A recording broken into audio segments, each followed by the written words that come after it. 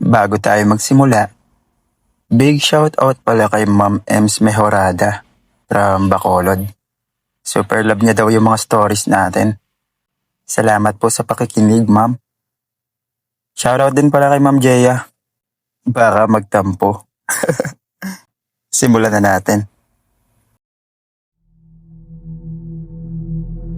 Hindi ko alam kung paano ko sisimulan to. Pero hanggang ngayon, halos 3 dekada na. Dala ko pa rin yung alaala ng gabing yon. Kung mababasa mo man to, sana wag mong isipin na gawa-gawa lang.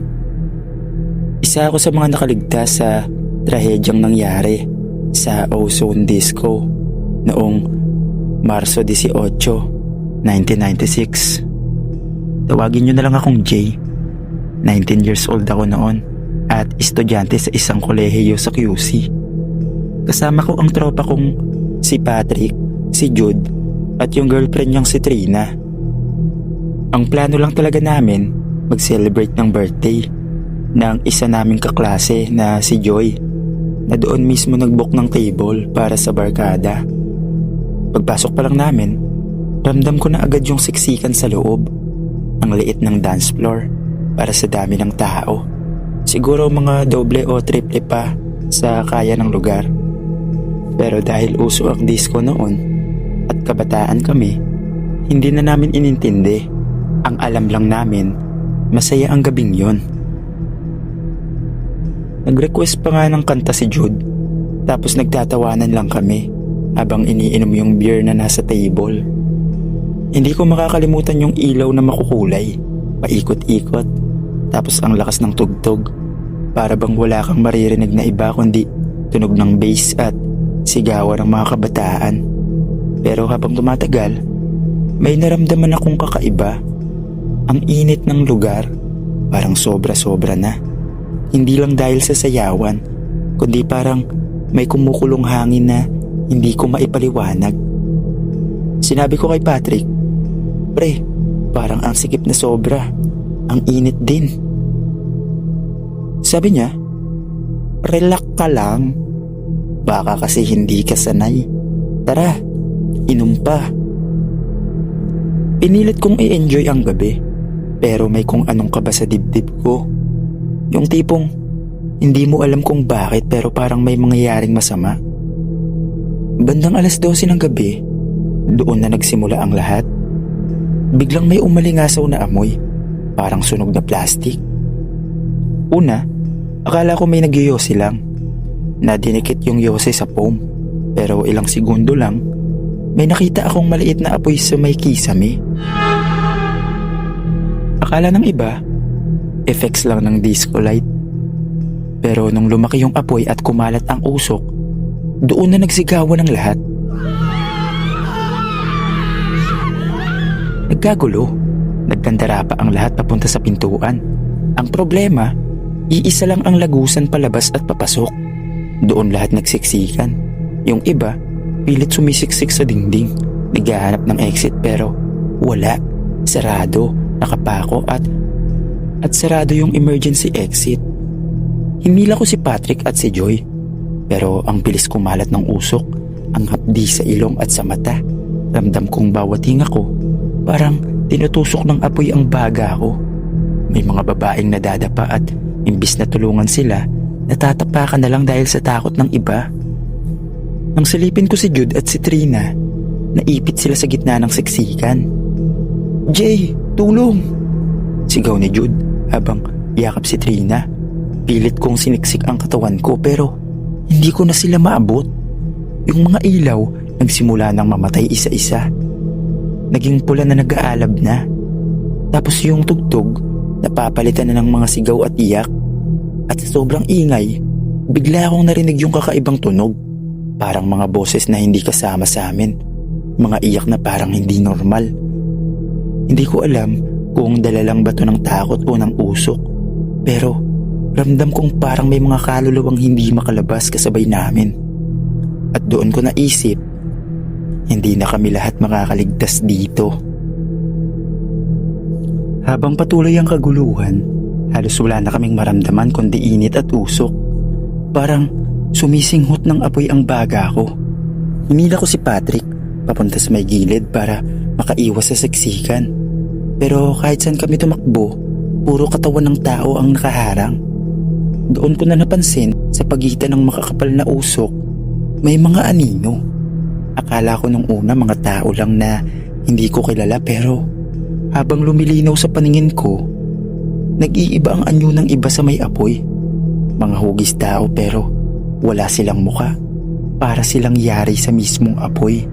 May mga braso silang umaabot sa mga natumba at yung mga hindi makagalaw, tila hinihila nila papasok mismo sa apoy. "Jay, nakita mo ba yun?" sigaw ni Patrick habang nakadikit ang panyo niya sa ilong niya. Tumango lang ako, nanginginig. Hindi lang kami ang nakapansin. May ilang tao na sumisigaw ng, "Diyos ko, may humihila sa kanila," habang pilit na kumakawala. Si Jude at Trina nasa gitna pa rin. Natanaw ko sila pero may isa sa mga nilalang na apoy na parang nakadikit na kay Trina. Nakahawak ito sa braso niya at bawat segundo parang nilalamon siya ng liwanag ng apoy. Si Jude halos mabaliw na kakahila sa kanya. "Jay, tulong! Tulungan mo kami!" sigaw ni Jude. Nangingitim na ang mukha niya dahil sa usok. Pinilit kong sumugod. Pero bawat takbang, parang mas nagiging mabigat. Parang may humihila rin sa akin pababa. Hindi ko na alam kung dahil ba sa mga tao o sa mga nilalang na naroon. At habang papalapit ako, nakita kong dumami pa yung mga nilalang. Para silang mga multo na nakabalot sa apoy. Umiiyak, humihiyaw, parang galit na galit. Biglang may sumabog sa bahagi ng kisame. Tumilapon ang mga nagliliyab na kahoy. Nagtakbuhan ng ilan pero marami ring nadaganan. Nagdilim ang paligid. Ang natira lang ay mga sigaw, iyak at yung mga nilalang na parang mas lumapit. Hinila ko ni Patrick. "Jay, hindi na natin sila maaabot. Kailangan na nating makalabas." Pero kahit anong gawin ko, ayaw kong iwan si Jude at Trina. Natanaw ko ang mata ni Jude, namumula na, nanginginig pero malinaw ang sinabi niya. "Tumakbo na kayo." At doon ko lang napansin, habang yakap niya si Trina, unti-unti na silang kinakain ng apoy. Hindi lang apoy na ordinaryo kundi apoy na hugis braso, hugis tao na tuluyan silang nilamon. Hindi ko na alam kung paano kami nakalusot ni Patrick. Basta ang huli kong natatandaan, may bumukas na parte ng pintuan at doon kami dumiretso habang nadadagana ng iba. May mga katawan ng hindi gumagalaw sa sahig at habang dumadaan kami, ramdam ko pa rin yung mga kamay na parang sumusubok humila sa amin pabalik. Paglabas namin, halos matulala na lang kami sa kalsada. Ang dami ng tao sa labas, mga sugatan, mga nakaligtas pero halos hindi na makilala ang itsura. Habang hinihila ako ng mga rescuer, lumingon ako sa disco at doon ko nakita sa gitna ng apoy ang mga nilalang na apoy.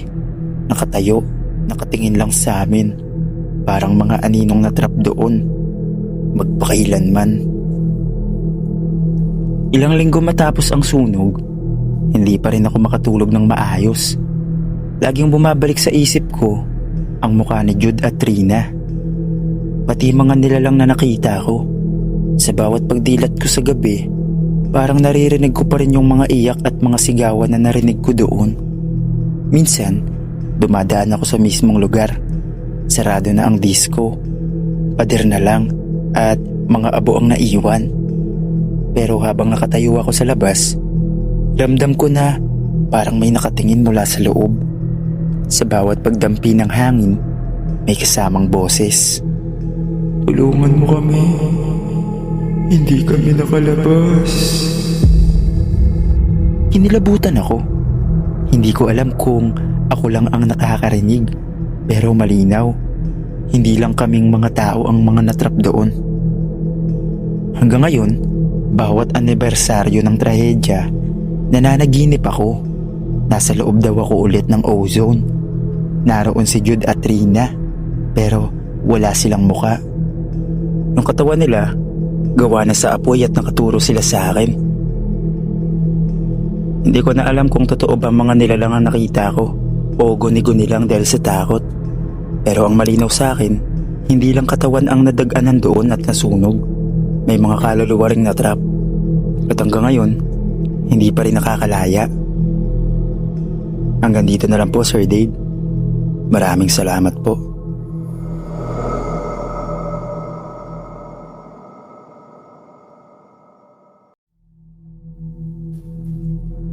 Hindi dapat ako nandoon. Hindi ako kasama sa mga namatay.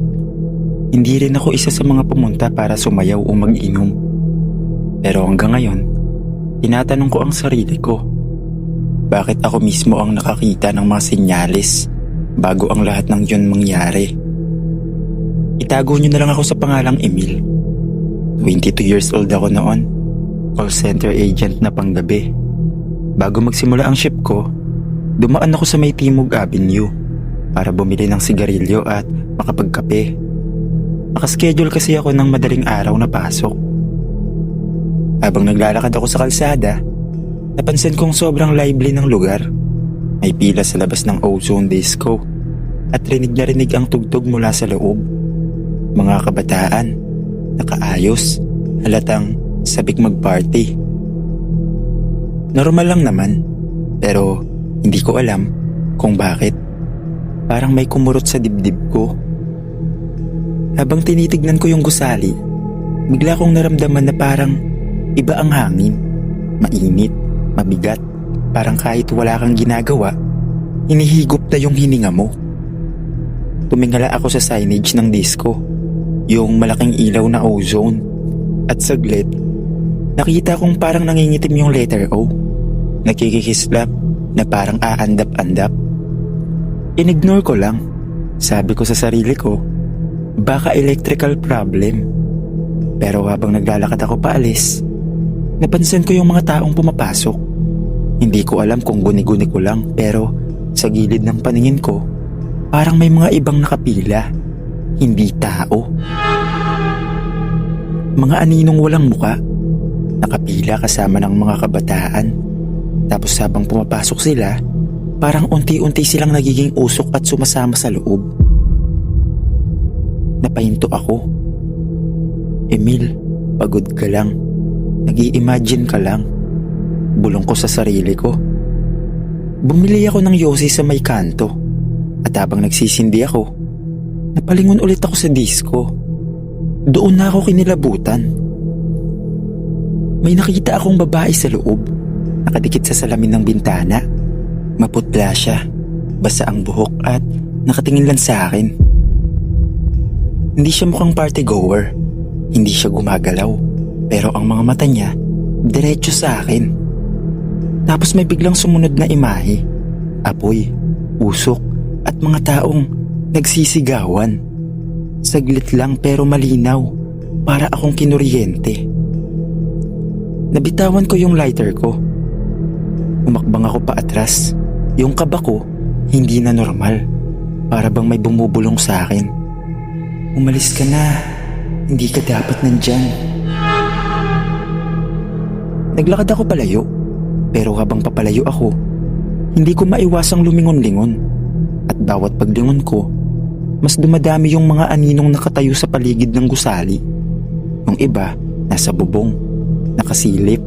Yung iba, nakadikit sa pader, parang usok na kumakapit. Sa bawat akbang, lumalakas yung boses sa tenga ko. Mga sigaw. Hindi pa nangyayari pero parang naririnig ko na. Mga iyak ng babae, sigaw ng lalaki, mga boses na humihingi ng tulong. Pagdating ko sa terminal para sumakay ng jeep, papunta sa trabaho, parang wala akong gana. Nanginginig yung kamay ko. Ang dami kong iniisip. Baka may masamang mangyari. Baka ako lang yung nag-overthink pero sa dami ng pangitain, alam kong may mali. At At bago ako sumakay ng jeep, lumingon ako ulit sa direksyon ng ozone. Doon ko nakita sa may signage, nakatayo ulit yung babae. Pero ngayon, nakangiti na siya. Isang ngiti na parang alam niya ang mangyayari. At sa likod niya, sa mismong bintana, may apoy na maliwanag, naglalagablab. Pero pagkurap ko, wala na. Disco light na lang. Masaya pa rin ang loob, parang walang nangyayari. Umalis ako. Pero dala-dala ko yung kaba na yun buong gabi. At kinabukasan, habang papauwi ako galing sa ship ko, doon ko nalaman ang balita. Nasunog ang ozone disco. 162 ang patay.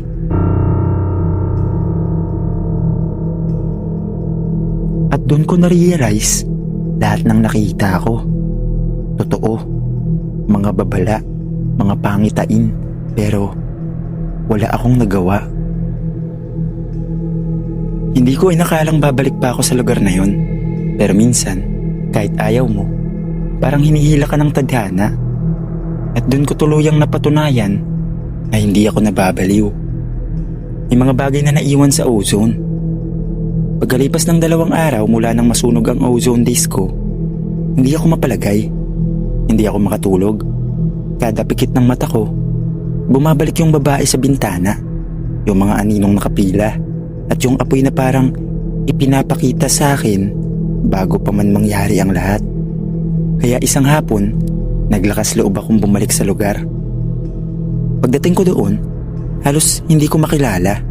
Nasunog lahat, itim ang pader, basag ang salamin at may amoy pa rin parang pinaghalong plastik at laman na nasunog. May mga tao pa sa paligid, mga pulis, mga kamag-anak na naghahanap ng missing na mahal sa buhay. Yung iba, hawak ang mga larawan ng anak nila. Tinatanong sa kung sino mang dumaraan kung nakita ba ang mga anak nilang buhay pa. Pinilit kong lumapit sa harap ng disco. Wala yung malakas na tugtog, wala rin yung disco light. Ang natira, isang tahimik na gusali na puno ng abo at multo ng alaala. At doon, nagsimula ang hindi ko makakalimutan. Habang nakatayo ako, bigla akong narinig yung tunog. Mahina lang, pero sobrang linaw, parang bass ng music. Napalingon ako, pero wala namang speaker o anong tugtog. Pero sa loob ko, ramdam ko may sayawan pa rin doon. Pagdilat ko ulit, saglit kong nakita ang loob ng disco na para bang bumalik sa dati. Puno ng tao, nagsasayawan, nagtatawanan. Pero ang kakaiba, lahat sila nakaputi. Mga damit na parang sinunog, daddad ng abo. At sa gitna ng dance floor, nakita ko siya ulit. Yung babae na una kong nakita sa bintana. Nakasuot siya ng puting damit, nakalaylay ang buhok na basa. Tumingin siya diretso sa akin at ngumiti na naman. Pero ngayon, malinaw ang narinig kong sinabi niya. Nakikita mo kami, pero wala kang magagawa. Naglakad siya papalapit, pero hindi sa akin. Parang sa mismong hangin. At habang ginagawa niya yun, unti-unti ring naglalaho ang lahat ng imahe at bumalik ang tunay na itsura ng lugar. Itim, abo at bangungot. Nanlamig ang buong katawan ko. Napaatras ako pero parang may mga kamay na humahawak sa paa ko. Nang tumingin ako, wala naman. Pero ramdam ko parang may humihila. Mga boses ang sumunod. Bakit hindi mo kami sinabihan? Bakit hindi mo kami nailigtas? Halos mabingi ako. Gusto ko nang sumigaw. Gusto kong tumakbo pero hindi gumagalaw yung mga paa ko. Hanggang sa biglang may dumaan na isang babae. Hindi multo kundi isang totoong ina. Hawak niya ang litrato ng anak niya. Umiiyak. Tulungan mo kong hanapin siya. Sabi niya sa akin. Nanginginig ang boses. At doon ako natauhan. Hindi ako isa sa kanila. Buhay pa ako. Hindi ko pwedeng hayaang lamunin ako ng lugar na yun. Pilit kong pinakawalan ng sarili ko at parang milagro. Gumalaw yung mga paa ko. Tumakbo ko palayo. Hindi na ako lumingon. Hanggang makarating ako sa malayo, saka lang ako nakahinga ng maayos. Simula noon, hindi na ako muling bumalik. Pero sa bawat pagdaan ko sa lugar, kahit wala ng disco, kahit giniba na, ramdam ko pa rin yung bigat, yung init, yung boses ng mga kaluluwang naiwan. At tuwing pumipikit ako, nakikita ko ulit yung babae, yung ngiti niya. Hindi nawala, parang nakabaon na sa isipan ko habang buhay. Hindi ko alam kung bakit ako ang pinakitaan ng mga pangitain. Hindi ko rin alam kung may nagawa ba akong mali. Ang alam ko lang, nakaligtas ako. Pero dala ko ang bigat ng mga boses na hanggang ngayon, ayaw akong lubayan. Hanggang dito na lang po, Sir Dave. Maraming salamat po.